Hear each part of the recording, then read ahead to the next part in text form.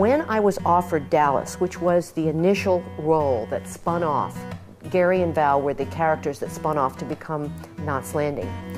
I was offered that role, and I was doing for Estee Lauder, which is of course a famous cosmetic, I was doing all their voiceover work. I was also shooting something here, I don't even remember which show it was, but I had like 2 jobs going. I was going to finish this show and I was going to be in New York, and they offered me Dallas, which was to be shot in Dallas at South Fork.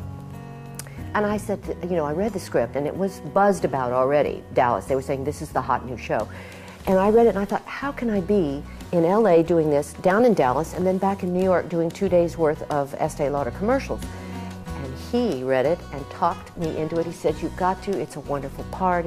So my husband talked me into a role that would become a 15-year chapter in my life. I have known him forever. He is, without a doubt, my best friend for life, and we have shared our lives. And when I do interviews, they all say, well, how do you combine a news reporter and a news anchor and a newsman with your acting career? But it's all we've ever known is 2 different kinds of lives, but parallels, and both in a way in show business.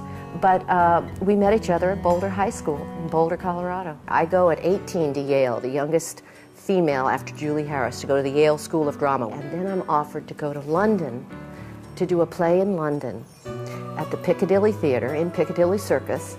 And I thought, well, I don't know anybody over there. I was never going to turn it down. I had to go and be in this play. But I let my husband know, who was at that time stationed in Germany at the Air Force Base at Spangdahlem. And I let him know with a telegram that I'm coming over to do this play.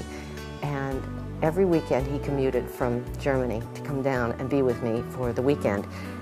And that was the beginning of the end, because he said, you can't go home from London without going through Paris. You've got to just at least see Paris. And I thought, well, he's probably right.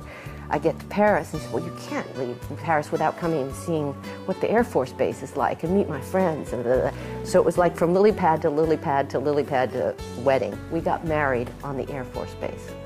Not the way I had planned it. The dress, the German women are a little bigger than me. The size 2 here, they didn't have any dresses that were my size. So the matron of honor, who became my best friend, because she just took care of me, because I always need somebody. Blanche needs someone to peel her a grape 24/7. She made the dress smaller for me. She altered it from the whatever size it was to whatever size I could wear. When they asked my husband, how do you sustain a long marriage and a long relationship? He said, progressive loss of hearing. So slowly diminishing that. But now my husband has earphones. He has all the songs and all the Sinatra and all the Beatles and the Elvis and all the songs ever, Coldplay, everybody. He loves music more than life.